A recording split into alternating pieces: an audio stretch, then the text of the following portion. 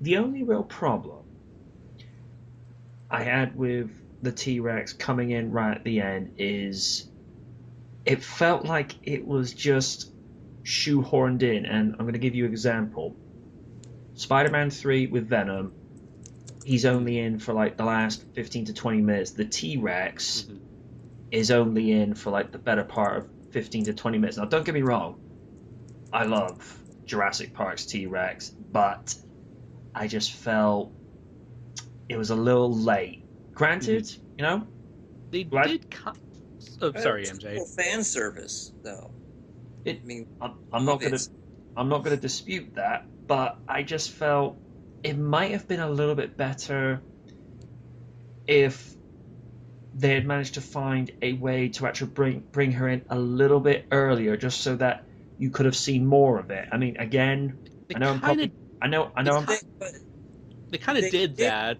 yeah. They repeated the whole goat eating sequence when like the audience is first introduced to the park. Although they kind of obscure the T Rex while at the same time trying to yeah. show not too much of her. It's like kind of like a Chekhov's gun sort of way, where it's like, hey, here's this little thing that we're gonna bring up near the end of the story. Remember this. Mm. Although I feel like they should have given more respect to the T Rex in that case.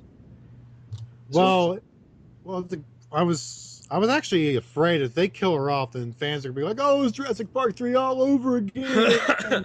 I was thinking of that near like the middle of that climax. I'm like, no, don't you do this. Fortunately, Blue came in and helped Rexy pretty much corner Irex until that sound effect I was mentioning earlier. Occurred. Yeah. surprise, mother huggers! But otherwise, in closing comments, it's good to see Rexy back on her throne.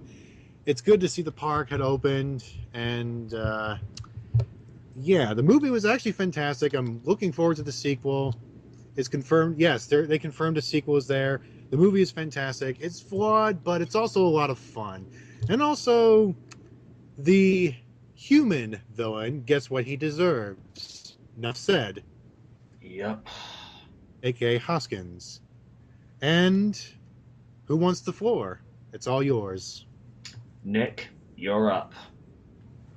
Okay. Um, First of all, for the record, I had everybody doubting me when I said that Jurassic World would make more money than Avengers 2. And I was right. So, haha.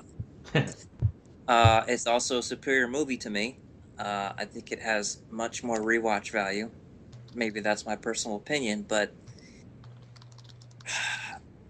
of all the potential scripts they could have went with, I think that their approach to this movie was great, and it shows. There's a reason that it made so much money. It has nostalgia. It has nostalgia to it, but it has enough from the previous movies that if you haven't seen Jurassic Park, because it's back in 1993, you could still catch up. But it did a lot of, like I said, fan service as well, to show you that it is not only a sequel, but it recognizes and acknowledges what came before it, especially through visual cues. That being said, it's not a perfect movie, but what is, right? I think it's a fun movie. I think it gets a lot of hate for the wrong reasons. First and foremost, everyone seems to, not everyone, but a popular majority out there seems to say that Claire has no character development, that Jurassic World doesn't have any character development. I would greatly disagree with that. I think that Claire actually goes from a uh, kind of a by the book, astute type to a very Ellie Sattler, not just Yep. with tying her shirt, but the fact that she's able to look outside of herself and stop calling the dinosaurs assets and looking at everything from a business standpoint. And that, my friends, is character development. Um, yes, Owen is rugged and masculine, and he's basically our Alan Grant, and with traces of Ian Malcolm Yeah. will put together, and a great deal of his character, I think, Tembo, I forget is it Roland Roland Tembo. Oh, the Tembo yeah, yeah. from The Lost World, and I really picked up on it, especially the way he holds his gun and everything. I admire that. I think that Chris Pratt is arguably, even though his character isn't as comical and funny as we'd like him to be, and as we've seen him be, it's very different in that respect. I still think that he's one of the best characters in this movie. Uh, I think that Bryce Dallas Howard does the best she can with what she has. I think she's very good at showing a character arc. I think the weakest characters in this movie, the generic villain who really, his motivations are just comical, like something out of a Looney Tunes cartoon. What does he work for the Acme Corporation or something? You know, like weaponizing dinosaurs and throwing them in the foxholes. Oh, okay, I never quite understood that. I just kind of seen it like this movie needs a bad guy besides a dinosaur, because if you look at Jurassic Park, the villain of Jurassic Park is not a dinosaur; it's a person. So they needed that Nedry character who does something stupid to ruin what should have been a perfect system. And I see that the tropes from the first movie carry over into Jurassic World, and there's a lot of eerie, similar scenes in terms of framing and stuff and timing. The Galamaya scene, for instance, that very much parallels the first movie. But again, even though that's fan service, I think that Jurassic World, you have to be a fan of the franchise to like it. You don't necessarily have to know what came before, but I think you'll appreciate it a lot more if you know what came before this movie. Yeah. Especially when they find the Jeep that it was the same Jeep that Hammond drove in the first movie.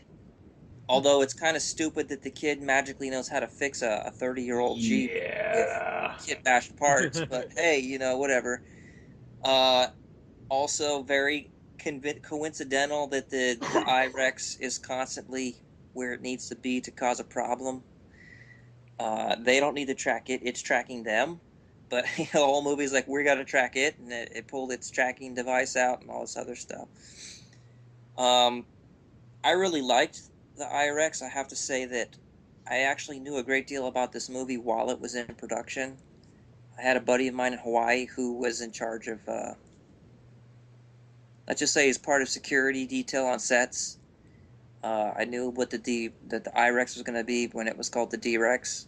Apparently, it was some kind of licensing issues why they went with Indominus Rex instead of Diabolus Rex or Devil Rex. And I knew that from what he was telling me, that it was going to be a great movie. A lot of it was shot in Hawaii.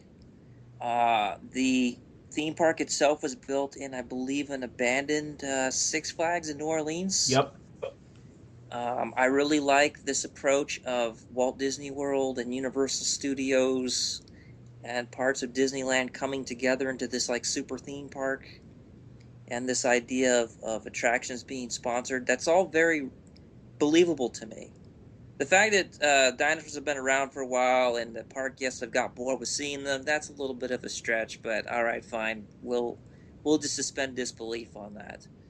But again, they had the perfect system. They had everything contained, and then some dumb guy comes in and ruins everything. But that's chaos theory, right? That's what Yep. Ian Malcolm was talking about. Yep. So that's pretty much to be expected.